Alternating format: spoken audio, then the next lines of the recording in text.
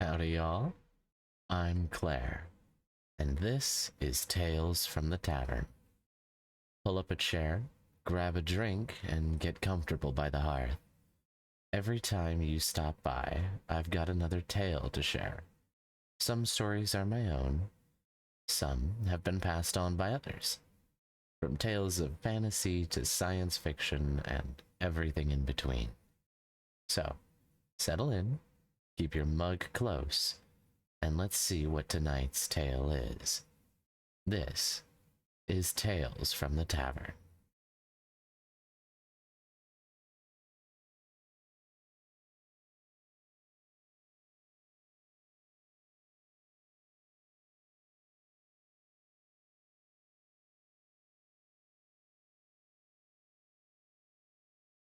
I was traveling the Northern Territories, doing my usual thing, trying to be the hero the little folk need. When I stopped in Gurdenal, it's a small, sleepy town about a week's ride north. I figured I'd stop at the tavern for a nice warm bed for a change and a hot meal. There was this hunter at the bar. I bought him a drink and made friends. You know me. When he heard what I was doing, his cheerful demeanor kind of dropped. He told me if I found myself in the forest to the east of town, I heard something call my name, to wait 10 seconds before answering. I wasn't all that impressed. Honestly, my first instinct was to go sit in that forest and wait for my name to be called. Answer right away. He must have seen it on my face, because the next thing he did was share his story with me. When Isaac was a kid, he too got this warning. Everyone in the village did. The parents had always told it to their children for as far back as anyone could remember. Summer had finally come, and school was out, and the adults were working the fields, which meant naturally the children disappeared into the woods to play. One of them had the bright idea to play hide and seek. They were playing and laughing until one of them did such a good job at hiding that none of them could find him. They looked and looked and looked. They searched for nearly 10 minutes, but he was nowhere to be found. Then, someone finally called out. "Robbie, come out, we give." Or, at least they all thought someone had.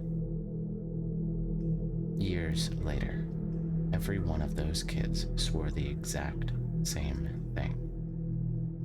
None of them had called out. And Robbie, he called back immediately from his hiding spot up in the branches of the very tree the seeker had counted at, a huge smile on his face. Nothing happened. For 3, maybe 4 seconds, the forest simply stopped. No birds, no wind, no insects. Even the leaves seemed to forget how to move. It was almost as if the forest didn't quite believe that someone had answered. Before remembering what it was supposed to do, the light seemed to fade. What had been gentle shade beneath the trees in but a few seconds became strangling darkness pouring out from between the trunks, nipping at their heels. Then Robbie's voice came again. "Here I am," from somewhere ahead of them. "Here I am," to the left. "Here I am," behind them now. "Here I am," above The time between the calls grew shorter and shorter until they overlapped all around them. The wind came next. A gale tore through the trees, throwing leaves and branches through the air. There was a scream from high above, the sound of branches snapping. Isaac swears to this day that he'd seen something in the canopy, big enough to snap branches like dry twigs, dark enough that it seemed to swallow what little light remained. But ask him whether it had fur, feathers, too many legs, too few. He'd tell you he doesn't know. He only knows, whatever it was, it had Robbie. Took him up, up into the canopy. One of the falling branches nearly struck Isaac and the others. They threw themselves to the ground to get out of the way. Robbie's screams only lasted a few more seconds as they grew farther and farther away.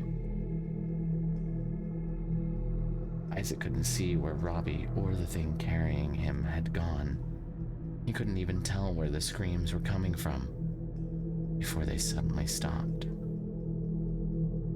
The light slowly returned, leaving the forest deathly silent.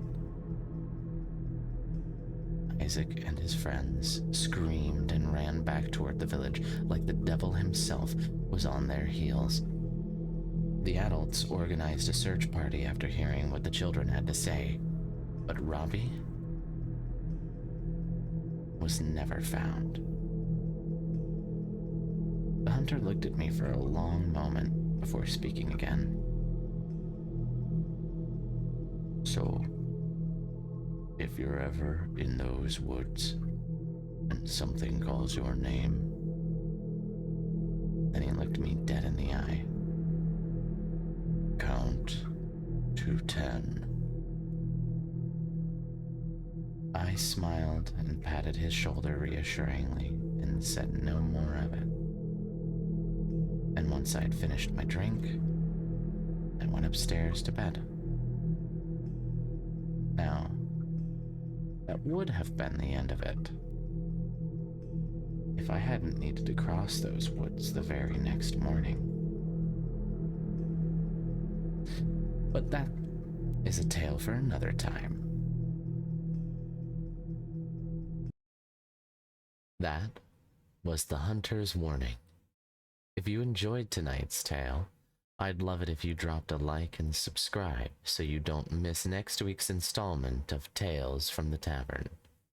If you have a story you'd like me to read, let me know in the comments, or leave the comment, "Wait 10 seconds," to let me know you reached the end of the video.